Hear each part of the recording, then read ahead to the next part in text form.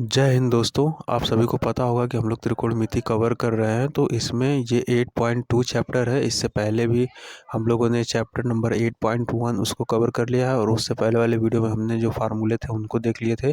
तो आपको पता होगा कि अगर आपने उन वीडियो को नहीं देखा है तो आप जाके देख सकते हैं उनको, ठीक है। और आपको ये भी पता होगा कि हम लोग जो एग्ज़ाम्पल हैं, जो इम्पोर्टेंट एग्ज़ाम्पल है वो मैं बताते चल रहा हूँ।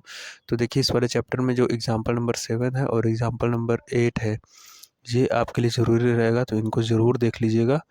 इसके बाद आगे बढ़ते हैं तो देखते हैं कि कुछ सामान्य ज़रूरी तरीके जो चैप्टर को सॉल्व करने के लिए आपको पता होना चाहिए।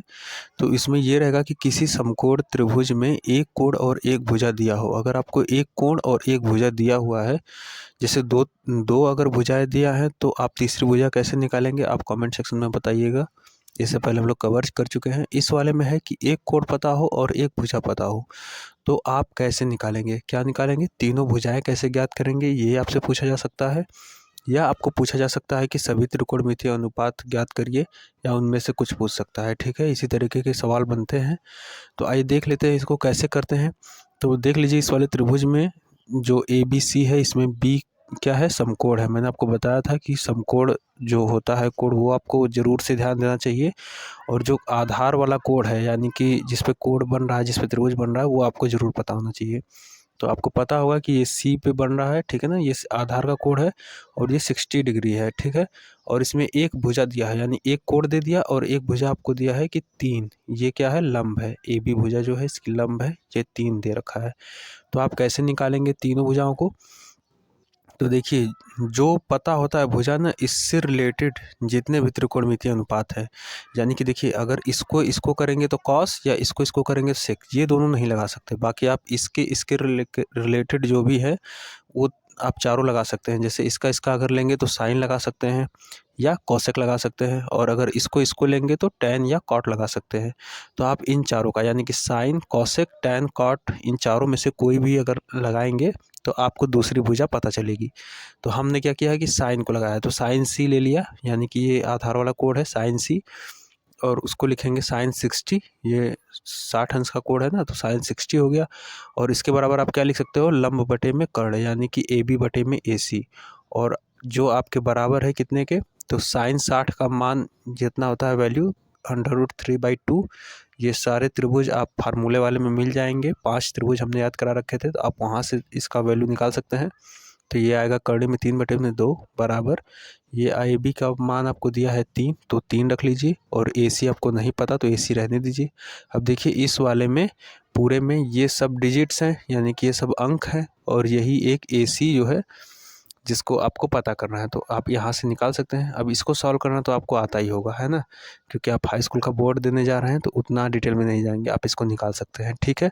जो चैप्टर नंबर 8.2 है उसके क्वेश्चंस अगर देखें, तो जो पहला वाला क्वेश्चन है उसमें आपको 5 क्वेश्चंस दिए गए हैं, ठीक है। और पाँचों के पाँचों बहुत ही ईजी हैं, क्योंकि आपको सिर्फ क्या करना है, जो इनकी वैल्यू होती है उसको रखना है और कैलकुलेशन करना है, ठीक है। तो कैलकुलेशन पे हम नहीं जाएंगे, आप भी मत जाइएगा, कैलकुलेशन करना इजी है, तो यहाँ पे टाइम मत गवाइएगा, क्योंकि आप बोर्ड एग्जाम की तैयारी कर रहे हैं। तो इन क्वेश्चंस को छोड़ दीजिए, नेक्स्ट बढ़ते हैं। अब आप अगर क्वेश्चन नंबर 2 देखें, तो इसमें भी आपको 4 क्वेश्चंस हैं, ठीक है, जिसमें से आपको चूज करना है, एमसीक्यू वाले हैं। तो देखिए, इसमें जो पहला, दूसरा और चौथा, ये बहुत ही इजी हैं। इसमें सिर्फ आपको वैल्यू रखनी है, ठीक है। और सिर्फ tan की ही वैल्यू पूछा भी है, तो आप इनकी वैल्यू रखें और वहाँ से आप आराम से इनको निकाल सकते हैं। अब बच गया आपका तीसरा वाला, जिसमें दिया है कि sine 2a is equal to 2 sine A. और आपके ऑप्शंस दे रखा है कि a की वैल्यू क्या होगी, 0, 30, 45 और 60, ठीक है। तो इतने वैल्यूज़ अगर आपको दे रखा है, तो आपको क्या करना है कि इन यही वैल्यूज़ रख के निकालनी होती है। तो देखिए, ऐसा जब भी आपको दिया हो ना, तो आप सीधे सीधे 0 या 90 को चेक करिए, ठीक है ना, उसी पे हो सकता है, नहीं तो नहीं होगा। तो ये वाला 0 पे ही होगा, और इस टाइप का यही एक क्वेश्चन भी है, ठीक है। तो आप 0 वाला इसको आराम से पुट करके वहाँ से वैल्यू निकाल सकते हैं। नहीं तो एग्ज़ाम में इतना भी टाइम होता है कि आप आराम से चारों को रख के भी निकाल सकते हैं, तो ऐसा कोई प्रॉब्लम वाली बात नहीं है, ठीक है। अब क्वेश्चन नंबर 3 देखिए।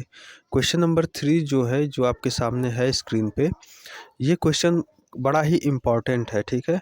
तो ये इम्पॉर्टेंट क्वेश्चन है, तो मैंने आपसे बता रखा है कि जो बहुत ज़्यादा इम्पॉर्टेंट वाले क्वेश्चंस होंगे उनको एक वीडियो में हम लास्ट में अकेले में कवर कर लेंगे। तो इसको भी उस वाले वीडियो में डालते हैं, आप उसको चेक करिएगा। नेक्स्ट बढ़ते हैं। अब आप क्वेश्चन नंबर 4 देखिए, ठीक है। इसमें आपको सत्य और असत्य बताने हैं, तो बिल्कुल आप लगाएंगे तभी सत्य या असत्य बता पाएंगे। तो आइए इसको ट्राई करते हैं। पहला दे रखा है sine A plus B is equal to sine A plus sine B. तो देखिए ऐसा बिल्कुल नहीं होता है। आप अगर चेक करना चाहें तो ए और बी का कुछ वैल्यू रख लीजिएगा, ठीक है। ऑफ कोर्स 45 मत रखिएगा, क्योंकि 45 जब भी आप चेक करिए कभी भी 45 पर मत रखिएगा, क्योंकि उसमें काफ़ी वैल्यूज जो होती हैं बराबर होती हैं। तो 45 को चेक मत करिएगा, ठीक है।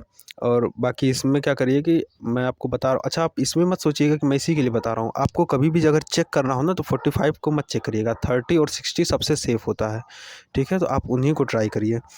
तो आप उनको लेके ट्राई करिएगा, ये अपने मन में मतलब डाल लीजिए। अगर आपको ट्रू फॉल्स वाला जब भी सॉल्व करना होगा ना, जब भी चेक करना होगा, तो आप 45 को लेके चेक मत करिएगा, 0 90 को भी चेक मत करिएगा, ठीक है ना। अक्सर कोशिश आप करिएगा कि आप 45 30 ले लें, या 45 60 ले लें, या 30 60, इस टाइप का आप कोशिश करिएगा, ठीक है। फिर नेक्स्ट बढ़ते हैं सेकंड वाले में। थीटा में वृद्धि होने के साथ साइन थीटा के मान में भी वृद्धि होती है। तो ये बिल्कुल सही है। आपको चेक करना है अगर, तो आप पहले क्या करिए कि सबसे जो थीटा की सबसे मिनिमम वैल्यू आपको जो पता है, जो आपको 5 त्रिभुज बनवाए थे मैंने, उसमें आप साइन पहले साइन 0 रख के देखिएगा कितनी वैल्यू आ रही है, और साइन 90 रख के देखिएगा कितनी वैल्यू आ रही है, ठीक है ना। तो 0 से 90 तक बढ़ता है साइन, ठीक। तो यही है आपका, और आपके जो बीच वाले होंगे वो 1 से कम मिलेंगे, यानी कि 30 वाला 1 से कम होगा, 45 वाला भी 1 से कम होगा, ठीक है ना। तो इस तरीके से ये सही है। और थर्ड वाला जो है आपका कि थीटा में वृद्धि होने के साथ कॉस थीटा के मान में भी वृद्धि होती है, तो ये गलत है, क्योंकि साइन कॉस 0 जो होता है वो 1 होता है, और कॉस 90 जो होता है 0 होता है। तो यानी कि 0 पे 1 है और 90 पे 0 है, यानी कि जो वैल्यू है कोण की, वो बढ़ाने पे जो वैल्यू है उसकी रियल वैल्यू जो वो कम आ रही है, ठीक है। तो ये गलत हो गया। इसके बाद 4 वाला देख लीजिएगा। थीटा के सभी मानों पर sine theta is equal to cos theta. तो ऐसा बिल्कुल भी नहीं होता है। कितने के लिए होता है आप कमेंट सेक्शन में बताइए, ठीक है ना। आप कमेंट सेक्शन में बताइए कि कितनी डिग्री के लिए साइन थीटा और कॉस थीटा इक्वल होते हैं। और जो लास्ट है 5th वाला, वो है कि a बराबर 0 पर कॉट a परिभाषित नहीं है। तो ये भी बिल्कुल सही है। अच्छा देखिए, थोड़ा सा परिभाषित नहीं है वाला मैं आपको थोड़ा सा बता देता हूँ कि कौन सा परिभाषित नहीं है, कौन सा है। क्योंकि उसमें कई बार आपने देखा होगा कि कुछ मतलब आता है जिसमें लिखता है परिभाषित नहीं है, ठीक है। तो उसको आप देख लीजिए एक बार। अब देखिए बोर्ड पे 2 चीज़ें लिखी हुई हैं, 1/0 जिसको कि परिभाषित नहीं है कहा गया है, या इनफाइनाइट। तो ये इस तरह का आपको मिला होगा, इसलिए मैं लिख रहा हूँ, क्योंकि किसी मिला होगा 1/0, किसी मिला होगा 0/1। तो जिसमें 0/1 मिला होगा वो तो उसके लिए तो 0 लिखा गया होगा, लेकिन जो 1/0 होगा ना वो परिभाषित नहीं लिखा गया होगा। तो देखिए इसके पीछे लॉजिक क्या है।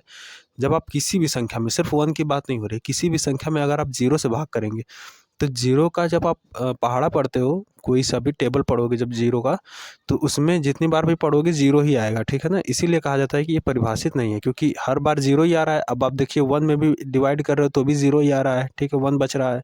2 में अगर आप करोगे तो 2 में, इसी तरह 1000 में करोगे तो 1000, उसके नीचे 0 ही आएगा, 1000 बचेगा, है ना। तो इसलिए इसको कहते हैं कि परिभाषित नहीं है, ठीक है। और जो 0/1 है इसकी वैल्यू 0 आती है, क्योंकि 1 का जब आप टेबल पढ़ोगे तो 0 बार पढ़ोगे तो 0 ही आ जाएगा ना, तो 0 के नीचे 0 आ जाएगा, ठीक है। और अगर आप कहोगे, आप ये भी कह सकते हो कि 0 के आगे ऐसे 0 0 0 0 आते ही जाएगा, तो कोई बात नहीं, आप 1000 0 लिखो, सबकी वैल्यू 0 ही होती है, ठीक है। तो इसलिए इसको 0 बोलते हैं, मतलब इसको 0 बोलते हैं, ठीक है। लेकिन इसको बोलेंगे कि परिभाषित नहीं है। अगर आप इनफाइनाइट भी लिखा हुआ है तो भी आप उसको टिक करिए, क्योंकि ये भी सही है, ठीक है।